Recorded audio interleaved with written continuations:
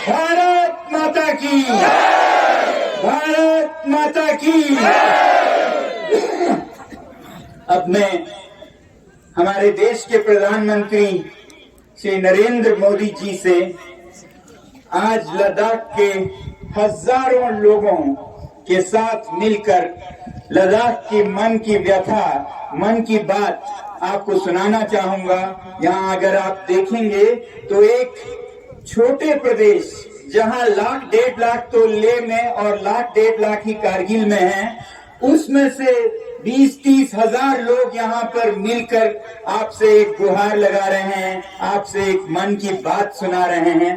तो वो हम आपके साथ मिल के सुनाएंगे। कैसा है? आप लोगों की मंशा और आपकी अनुमति लेके मैं प्रधानमंत्री जी को ये कुछ मन की बातें सुनाना चाहूंगा।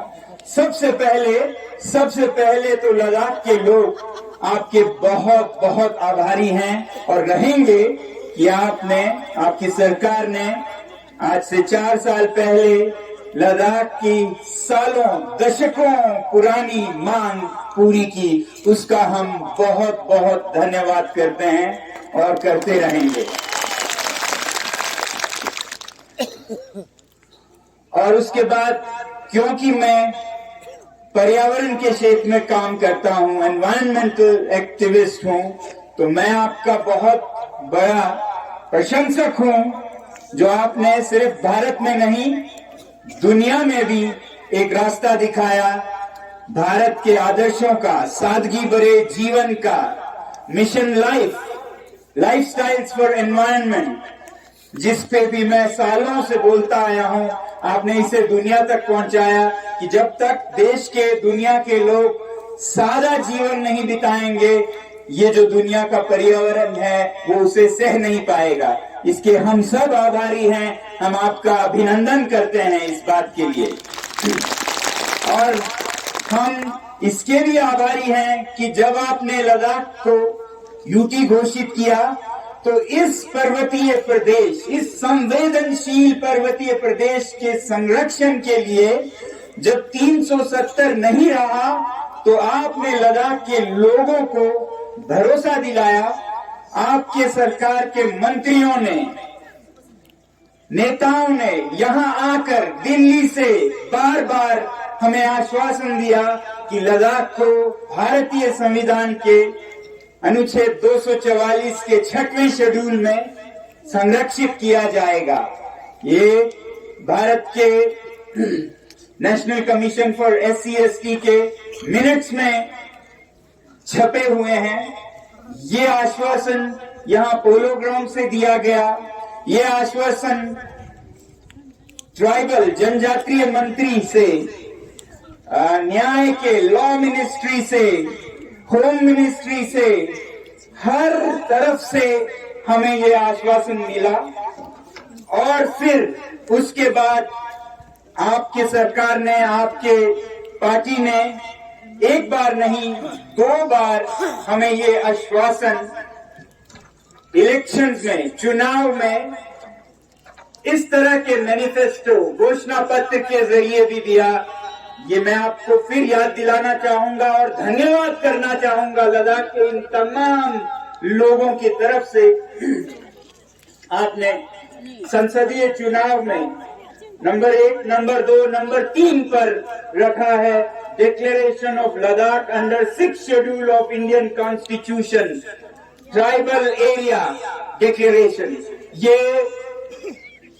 पार्लियामेंट्री इलेक्शन में आश्वासन दिया गया था 2019 में। और फिर 2020 में जब लद्दाख के लेह जिले में यहाँ का सबसे प्रतिष्ठित चुनाव हुआ पर्वतीय काउंसिल का, हिल काउंसिल का, तो फिर पहले नंबर पर इस मैनिफेस्टो में यही मुद्दा है, constitutional safeguard for Ladakh under 6th schedule of Indian constitution. तो ये आपने हमारे साथ वादे किए, आश्वासन दिए, इन सब का हम फिर धन्यवाद कहना चाहते हैं, क्योंकि हम सोचते हैं कि देर हुई है, 3-4 सालों का, मगर अंधेर नहीं है, हमारा ये यकीन है। तो हमारा यकीन ये है कि जब आपने ये आश्वासन दिए तो आप इसे देर सवेर पूरा जरूर करेंगे। मगर दुख के साथ ये कहना पड़ रहा है कि इन घोषणाओं के बाद एक सन्नाटा सा छा गया कुछ महीनों के लिए, फिर 1 साल के लिए, फिर नकारात्मक संकेत मिलने लगे कि ये नहीं मिलने वाला है। फिर यहाँ ले में तो जो 6 शेड्यूल शब्द को उच्चारण करे उन पर ज्यादतियां होने लगी, बच्चों को पकड़ा जाने लगा। और हमने सोचा कि शायद जिन नेताओं पर हमारा इतना भरोसा था वो नहीं रहा। फिलहाल के महीनों में हमें ये पता चला कि ऐसा भी नहीं है। केंद्र सरकार में केंद्र के नेता, मंत्री, गृह मंत्री सब लद्दाख के हितैषी हैं, भला चाहते हैं, देना चाहते हैं।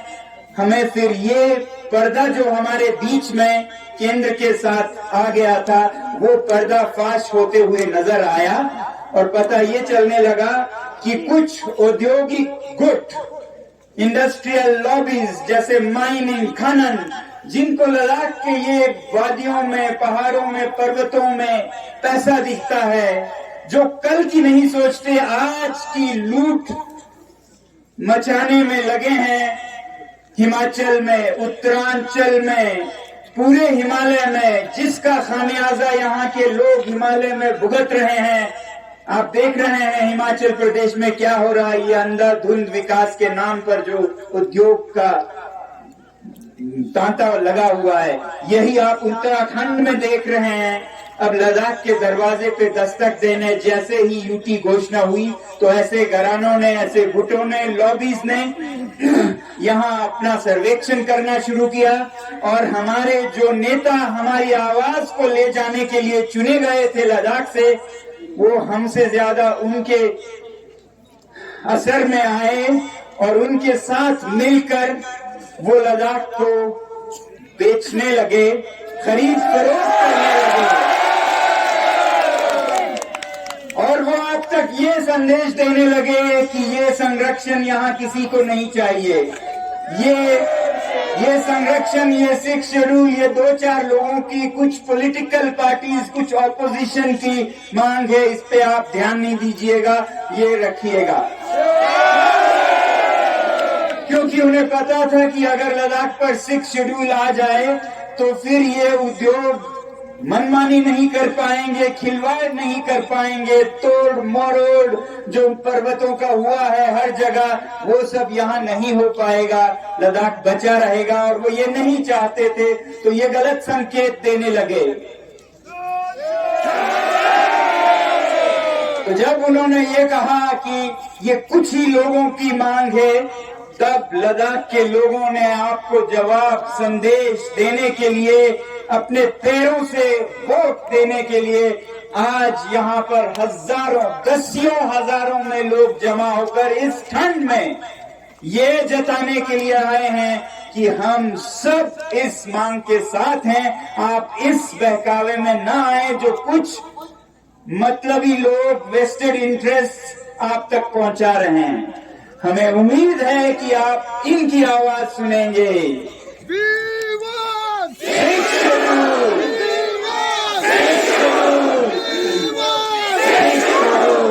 भारत माता की, भारत माता की, भारत माता की। तो ये जो मसला है लद्दाख के संरक्षण का, अब ये सिर्फ संरक्षण की, पर्यावरण की भी बात नहीं रही, अब ये एक सच्चाई की लड़ाई भी बन गई है। भारत में हर चीज पर्याप्त है, बहुत है, किसी चीज की कमी नहीं है।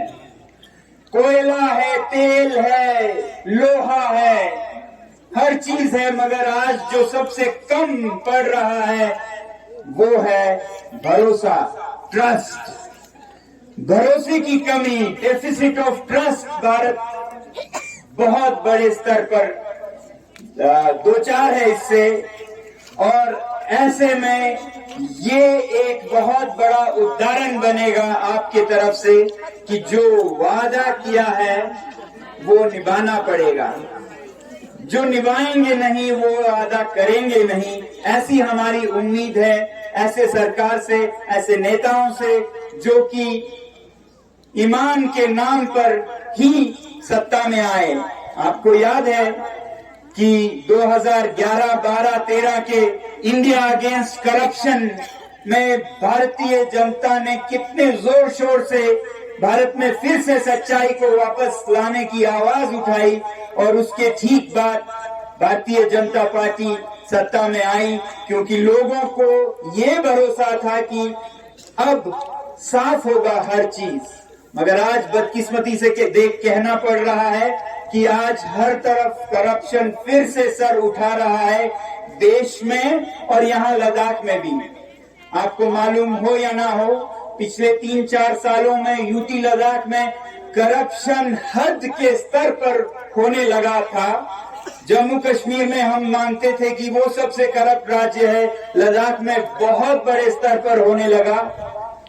कुछ कदम भी उठाए गए, कुछ अदल बदल भी हुए, मगर हमें नहीं लगता है कि सफाई अभी भी है। अगर आप देखें पिछले 3-4 सालों का खनन करें कागजों को तो बहुत बरमान मिलेंगे आपको करप्शन के। मैं खुद आपको कई ऐसे मिसालें और सबूतें दे सकता हूं। तो ये हाल है लद्दाख का,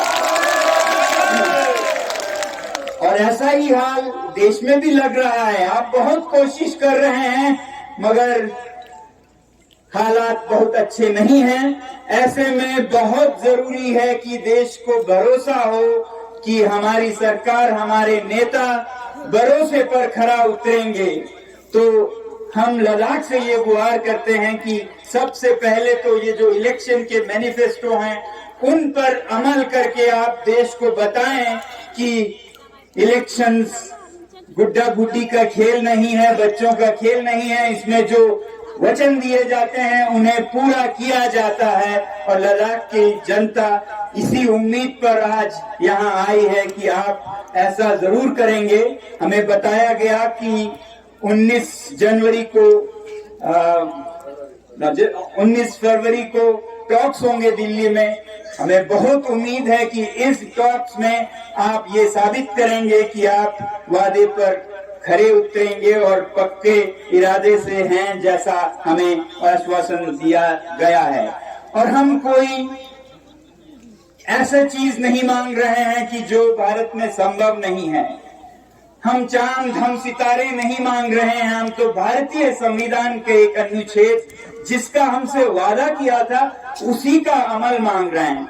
और ये अमल कोई ऐसा नहीं है, कभी कभी कुछ लोग ऐसे प्रदर्शित करते हैं कि ये बाहर के लोगों को रोकने का है, ये लद्दाख बाहर, ऐसा नहीं है। मैं आपको बताना चाहूंगा कि ये संरक्षण लद्दाख में जो भी संवेदनशील जगह हैं या संस्कृतियां हैं या जनजातियां हैं उनको बचाने का काम करेगा।